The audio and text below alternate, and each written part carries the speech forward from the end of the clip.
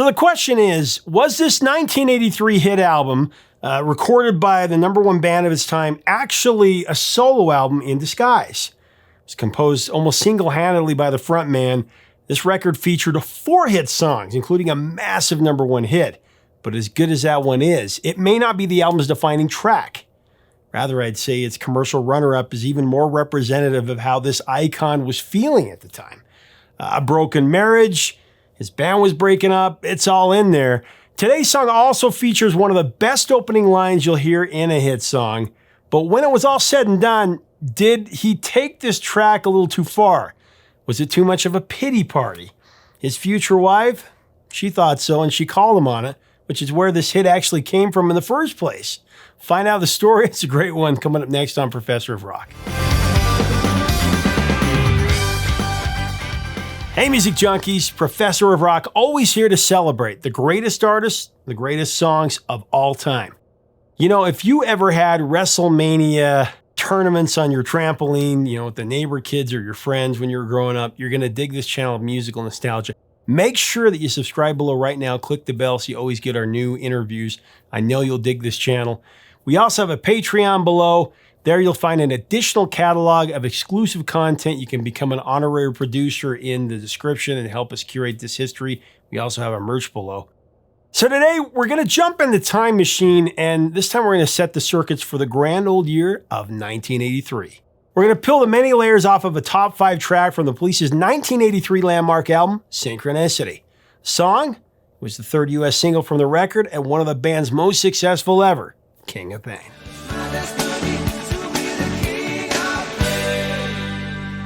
Since the late 70s, the Police were riding a steady upward trajectory on their way to becoming legitimate global superstars. Through 4 albums, they'd given the world multiple new wave rock, reggae-inspired classics. From Roxanne, you don't have to The Message in a Bottle,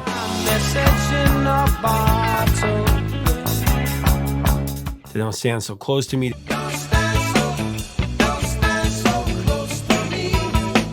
Every Little Thing She Does Is Magic.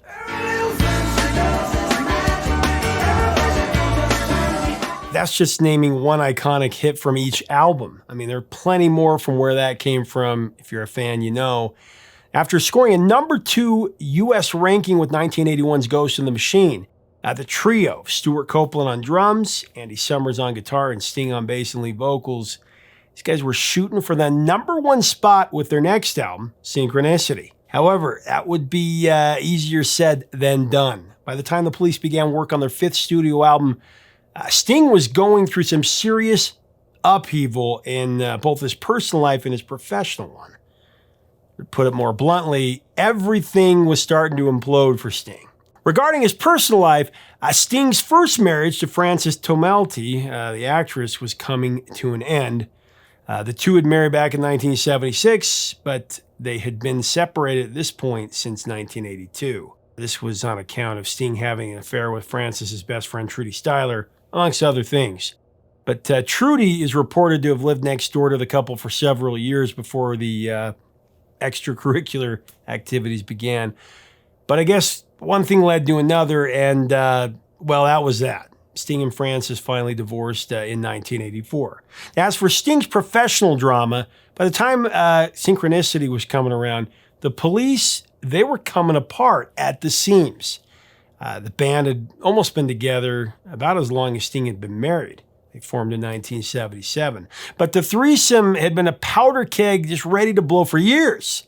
I mean, the bigger the band got, the bigger Sting got. And the bigger Sting got, the more Summers and Copeland were pushed to the side.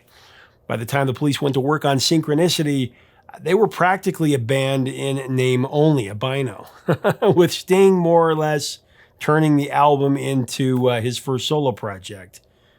Or maybe his second. Reportedly, he started to cut out his bandmates on Ghost in the Machine. Of course, this is all from different points of view. The point is, Sting was showing up to these sessions with demos that were basically finished, and they were great songs, thus relegating Andy and Stuart to little more than session players at this moment. Said Andy Summers about it, all the really creative and dynamic stuff was being lost. We were ending up backing a singer doing his pop songs. as those who were there would convey, much of the misery that Sting was experiencing was kind of a product of his own making, which actually leads to today's song pretty perfectly. Like Ghost in the Machine before it, Synchronicity was recorded on the Caribbean island of Montserrat. Sessions took place at Air Studios between December of '82 and February of '83, with Hugh Padgham taking on production duties. Great producer. However, as we'll see, Sting started writing the album earlier in 1982, so while he was staying in Jamaica with Trudie Styler. In fact, Sting was rooming at the famed novelist Ian Fleming's Goldeneye estate on the North Shore. For those of you who may not know, Ian Fleming, of course, the author of James Bond spy series, and all Stewart and Andy would contribute just 2 original songs to the album. There was Miss Gradinko and Mother.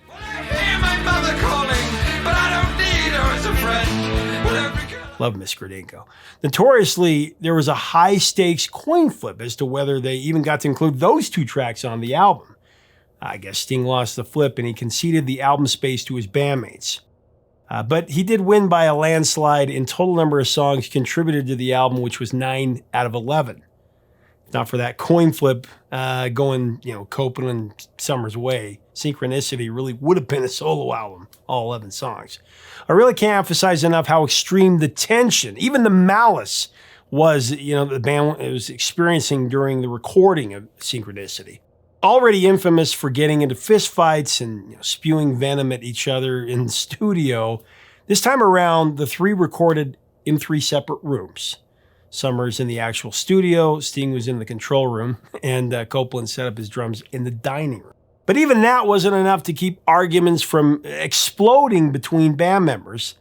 This band was on life support for sure. And honestly, even before the Police started recording Synchronicity, they knew that this was going to be their last record. Said Copeland about it, "The whole album was recorded in an unbelievably bad atmosphere. We hated each other's guts, and we had no respect for each other. Actually, I did, but I just felt like a piece of shit." That's what he would say. Copeland also acknowledged that after 5 formative years and 5 records, the tentative friends had just grown apart. Other than being on stage together, and then having their names on the vinyl record, at this point, they really had nothing in common anymore.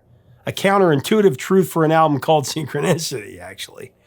Speaking of the name of the album, Sting said that it was partly based on Carl Jung's psychosocial connecting principle of synchronicity, a term that designates a meaningful coincidence. Really, though, this record was essentially an autobiographical tale about Sting. Sting said himself, it's about my mental breakdown and the putting back together of that personality, end of quote.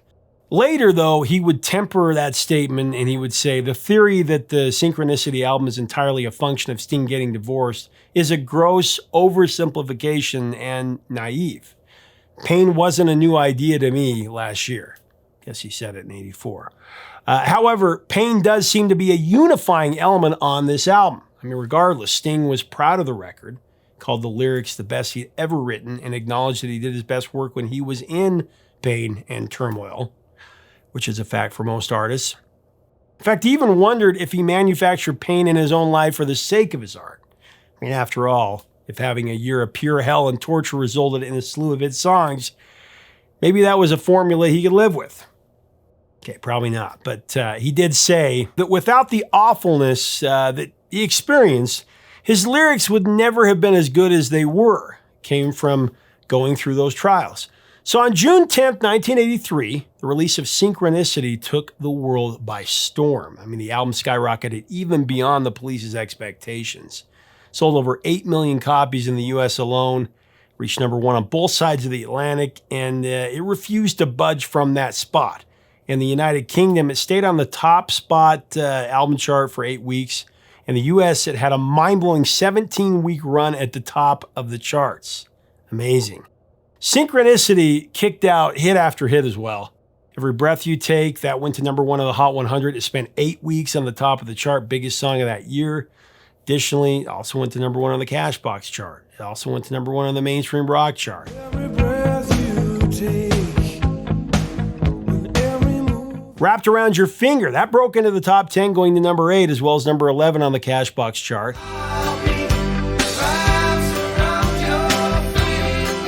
And Synchronicity 2, that came in at number 16 in the Hot 100, and it went to number 15 on the Cashbox chart.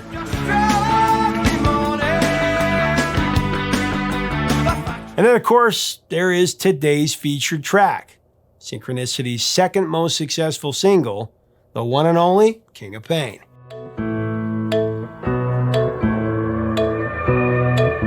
You know, this is the perfect song to really sum up how Sting was feeling during the making of this record.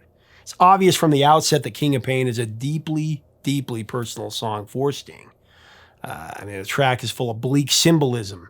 But the compelling thing about King of Pain is that it works on multiple levels. In one sense, you can read it as Sting's dark harbinger, foreshadowing the dissolution of the Police. But then on another, it's this raw and anguished cry of a man fighting through the remnants of a broken marriage. So it works on both accounts. Either way, King of Pain is definitely one of Sting's most intimate and heart-wrenching compositions. There's just no doubt about it. Same old thing as yesterday. Recounting its origins, I love this story. Sting said that he fled to Jamaica to try to pull himself together after, his first marriage fell apart. And there in Jamaica, threadbare and tattered, he started to write music. Lyrics. One day he and Trudie were sitting under a tree. They were just watching the sunset. That's when inspiration unexpectedly struck. So here's how Sting tells it, and I quote, "I was sitting, moping under a tree in the garden, and as the sun was sinking toward the western horizon, I noticed that there was a lot of sunspot activity. So I turned to Trudie. I said, 'There's a little black spot on the sun today.' She waited expectantly, not really indulging my mood, but tolerant. 'That's my soul up there.' I added that gratuitously. Trudie discreetly raised her eyes to the heavens. There he goes again, the King of Pain." If you're counting, that's 3 iconic lines in just one brief conversation.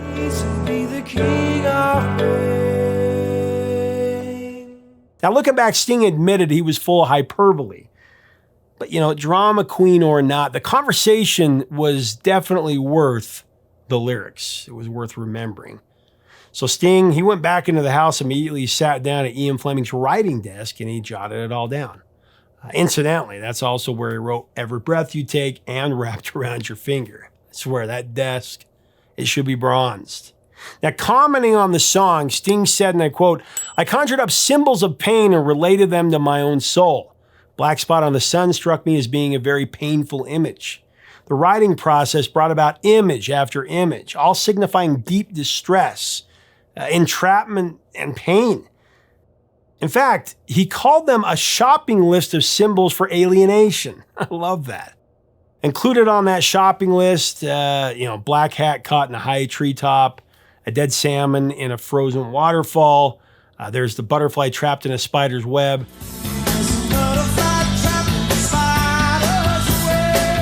Each of these is echoed by the haunting words, "That's my soul up there," what he said in the conversation. But then it gets even more despairing. To describe his awful state, Sting also gives us a king without eyes, blind man looking for a shadow of doubt. It's one of my favorite lyrics from it.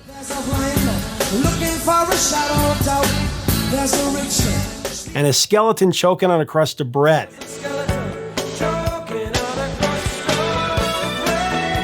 So much imagery here. Wishing he could break free from the cycle of hurt, he sings, "I've stood here before inside the pouring rain, with the world turning circles running around my brain.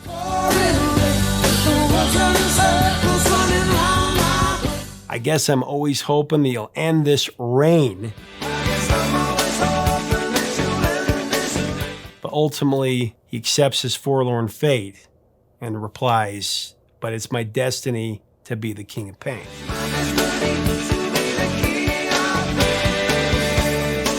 Okay, so it's all very, very dramatic. But as self-absorbed as the song might seem to be, it still speaks to all of us. All this intense imagery really does capture what it's like to drown in our sorrow. It is. we all know what it's like. I mean, after all, who hasn't crowned themselves the king or queen of pain at some point in their life? I guess sometimes you just can't see past the hurt. It's just part of the human experience. Ultimately, though, Sting said that the writing process helped him get through all of his heartache. In fact, he even called it a healing process.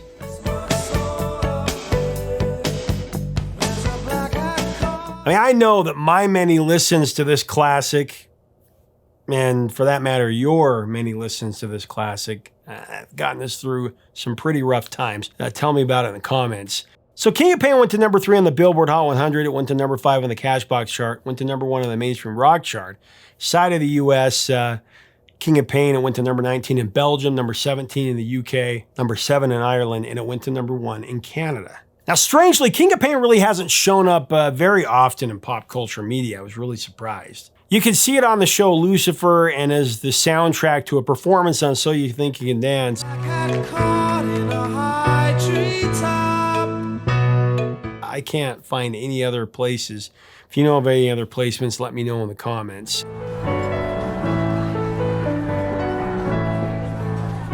This one is definitely underrepresented for sure. Such a cinematic song. Now, King of Pain has also been covered by a handful of great artists. There's Billy Joel, John Mayer, Corey Taylor,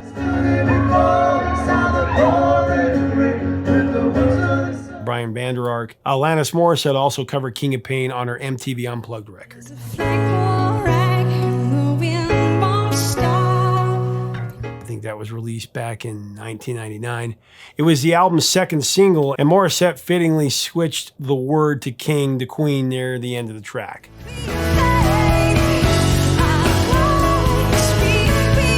Also, gotta throw this one in there. Weird Al Yankovic parodied King of Pain. Of course, you remember it as King of Suede. This was for his 1984 classic album, Weird Al in 3D.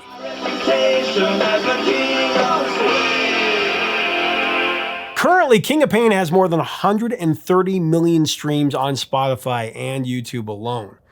So circling back to the man of the moment, the man of the hour, Sting said of Synchronicity, it was a very personal statement for me, as opposed to a personal statement for the band. The Police were riding on the crest of a wave, but the music, the subjects, they were all very personal. While trying not to insult his bandmates, Sting came right out and said it was a solo record. He added, couldn't really share it. When I sat down with the band to discuss what we were going to tackle, this was all I could write. Every breath you take, wrapped around your finger, these were all about my life. And so that was the end of the Police because I realized that I couldn't involve this kind of personal work in a democratic process. So it was very clear to me during the making of this record, this was the end of the Police. And you know what? You can't blame him. That's true. It can't be a democratic process when it's your feelings. It was the end of 2 marriages for him, his band and his wife. Following Synchronicity's release, the band undertook a grandiose world tour. It was highlighted by a historic performance at Shea Stadium in front of an audience of 70,000 people.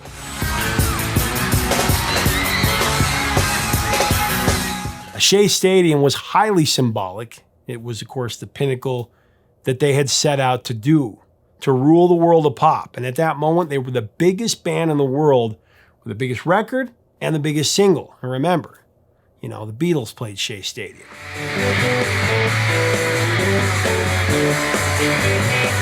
After Shea, Sting, this is a memorable thing, but he told Andy, it doesn't get any better than this. We should really stop. And surprisingly, Andy Summers agreed. Yeah, you're right. It can only go down from here. 7 months later, the band played their final concert in Australia. And at the peak of their commercial power, they rode off into the proverbial sunset. There was definitely a little black spot on the sun that day, my friends.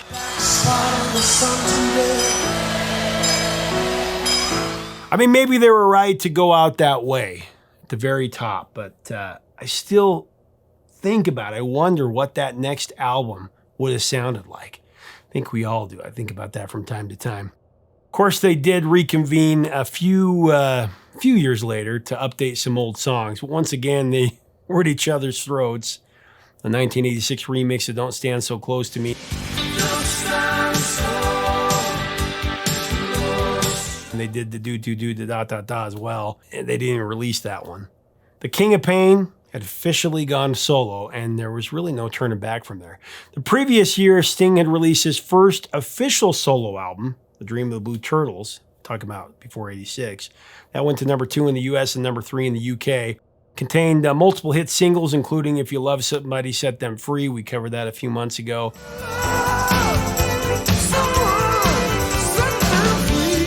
Fortress Around Your Heart.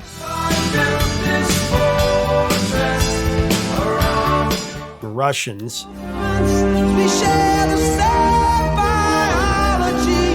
It was proof that Sting could flourish without his former bandmates. With his former band and his first marriage both becoming all but faded memories, Sting went on to have a career that actually eclipsed the Police in terms of longevity.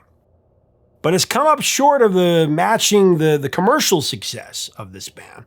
So many decades having gone by, solo Sting, he's released, I believe it's 15 studio albums, and he's totaled over 40 million copies sold. And he's garnered 11 top 25 hits on the Hot 100. Now, if you compare that to the Police's run, in less than a decade, the Police, on the back of just 5 albums, tally more than 45 million albums sold. Synchronicity alone is 20 million of those albums. The Police were definitely equally defined by all 3 members, Stuart Copeland, Andy Summers, and of course Sting. After Synchronicity, though, like I said, Sting created an indelible solo career, and you have to give him credit. Mr. King of Pain, he was and is a legitimate superstar, a true legend. Still miss that band, though.